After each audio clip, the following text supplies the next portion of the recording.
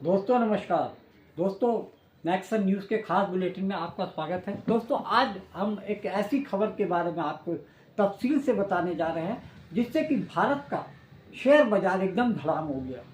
शायद आपको जानकारी में आया हो कि एक private bank IDFC bank first bank के नाम से एक प्राइवेट बैंक पूरे देश में अपना व्यापार कर रहा है। करीब 800 उनकी ब्रांचें हैं और लगभग उतनी ही ATMs हैं।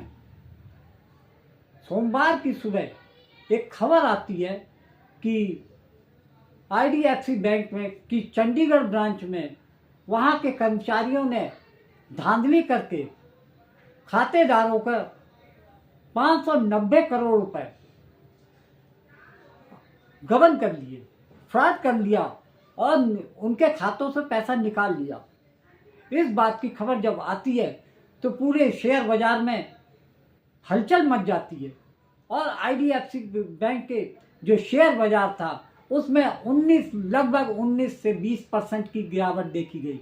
पूरा शेयर बाजार क्रैश हो गया। इस बात की खबर लगते ही सरकार और शेयर बाजार के जो एजेंसीज होती हैं, सेबी और अन्य जो जांच एजेंसियां होती हैं, उनके कान खड़े हो गए। सबसे बड़ी दिलचस्प बात यह है कि हरियाणा सरकार के जो खाते होते हैं वो चंडीगढ़ की IDFC की ब्रांच में से संबंधित रखते हैं। जब ये खबर हरियाणा सरकार को पता चलती है तो उसके होश फाख्ता हो जाते हैं और सरकार को विपक्ष ने घेरना शुरू कर दिया। विधानसभा के अंदर चीफ मिनिस्टर नायब सिंह सैनी को कांग्रेस ने घेरते हुए ये सवाल किए कि आखिर ऐसी क्या वजह थी कि आप सरकारी खजाने को, सरकारी जो डिपार्टमेंट के पैसे होते हैं वो आप सरकारी बैंकों में ना रखकर प्राइवेट बैंक में रखते हैं। इस पर नायब सिंह सैनी ने कहा कि मामला बहुत गंभीर है, इसके लिए जांच की जा रही है, लेकिन किसी को परेशान होने की जरूरत नहीं है। जांच क्लियर होते होते पैसा सुरक्षित है, आपको पैसा आपका मिल जाएगा।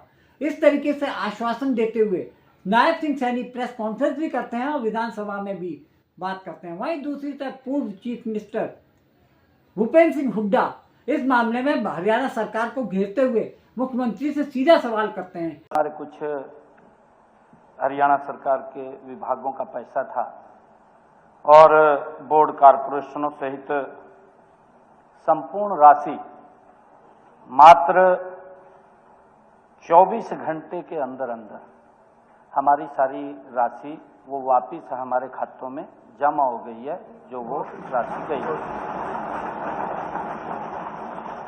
माननीय अध्यक्ष जी, लगभग बैंक द्वारा 556 करोड़ रुपए जमा कराए गए थे, जिसमें लगभग 22 करोड़ रुपया ब्याज का भी हमने लिया।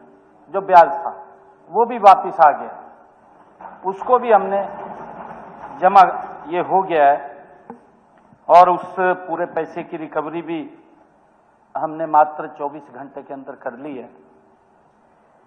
बैंक ने यह भी माननीय अध्यक्ष जी अवगत कराया है कि यह प्रकरण मुख्य रूप से बैंक की एक ही शाखा चंडीगढ़, क्योंकि बैंक से भी पूछा गया है, बैंक की एक शाखा चंडीगढ़ के 4-5 मिडिल और लोअर क्लास के कर्मचारी थे, जिन्होंने मिली भगत करके इस बात को अंजाम दिया।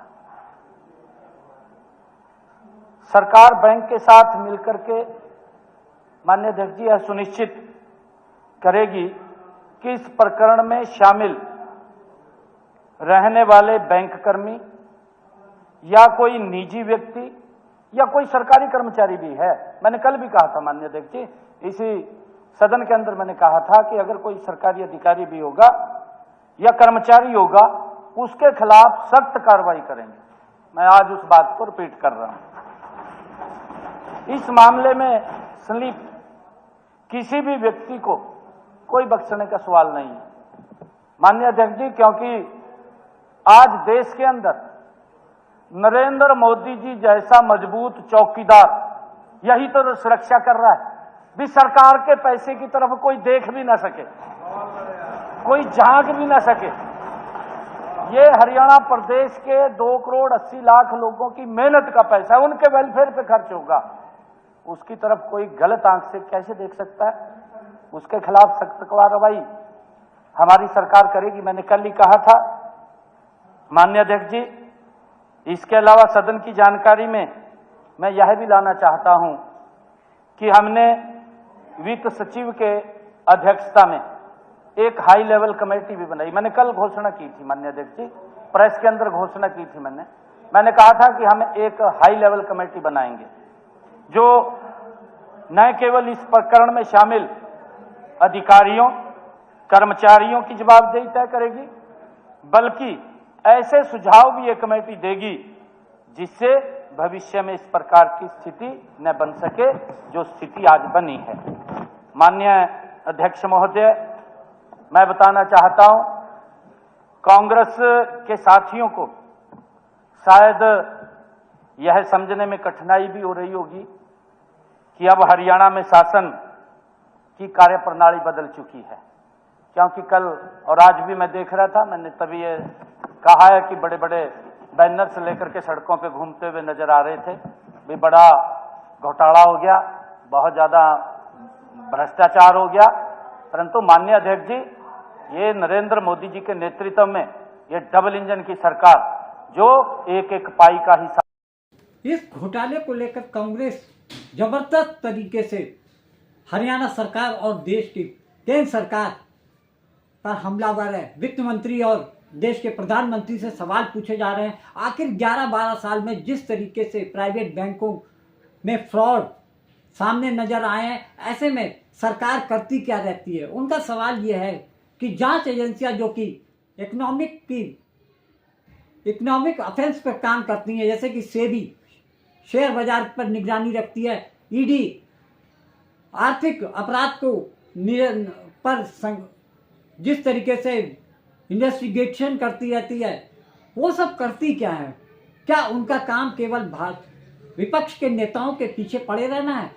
विपक्ष के नेता इस बात पर सवाल उठा रहे हैं कि आखिर ये सभी जांच एजेंसियां देश की प्रीमियर एजेंसियां हैं और उनके होते हुए देश में इतने बैंक घोटाले और फाइनेंशियल अपराध हो रहे हैं, आखिर इनका काम क्या है? क्या इनका काम केवल विपक्ष के पीछे पड़े रहना है? सरकार के इशारे पे जांच एजेंसियां काम कर रही हैं। इस तरीके के आरोप कांग्रेस उठा रही है। वो कह रही है कि ऐसा ही एक घोटाला 2024 में सरकार जब इलेक्शन घोषित हुए थे, इलेक्शन के परिणाम आए थे, उससे 2-3 दिन पहले शेयर बाजार में ऐसा ही घोटाला किया गया था।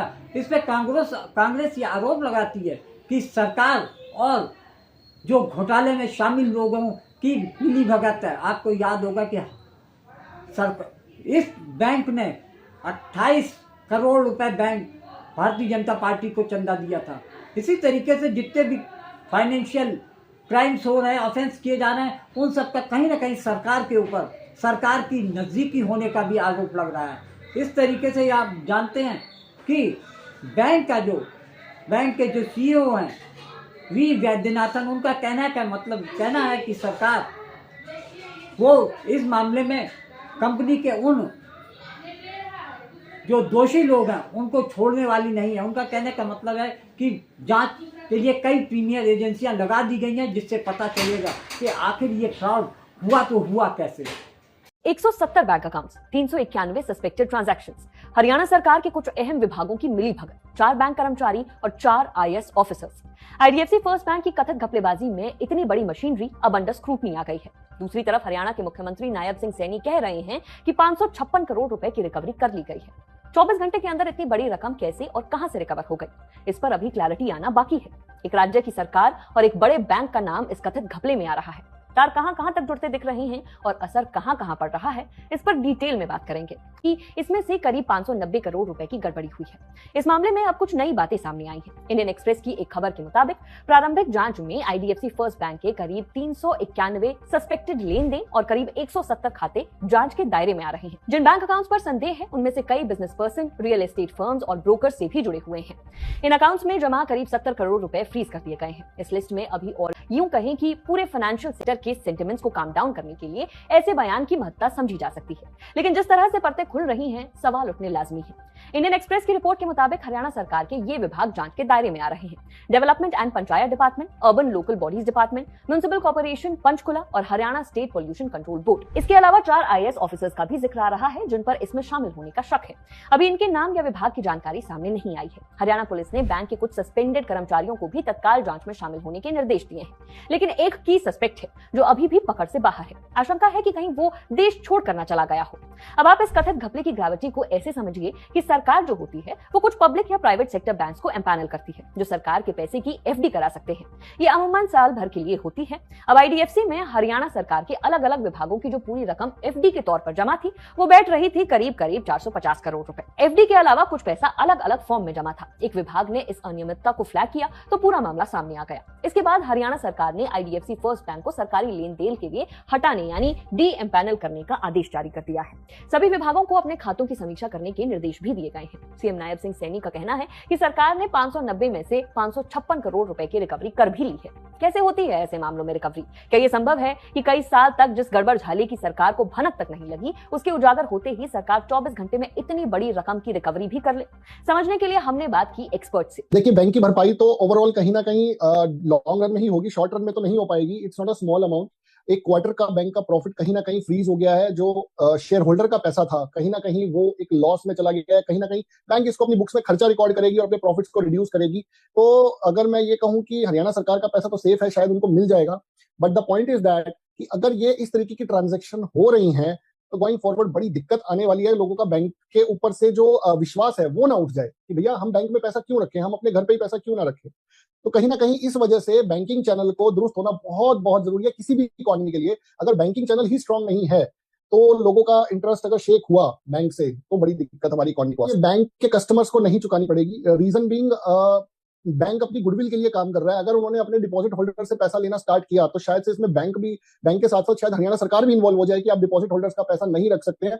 अगर उन्होंने डिपॉजिट होल्डर्स का पैसा लेना स्टार्ट किया तो सर टेक माय वर्ड्स, ये बैंक ही खत्म हो जाएगा। रीजन बीइंग जिसने भी FD करवाई हुई होगी वो गोइंग फॉरवर्ड इस बैंक में FD रिन्यू नहीं करेगा। तो बैंक अपनी गुडविल को बचाने के लिए डिपॉजिट होल्डर्स के साथ कोई छेड़छाड़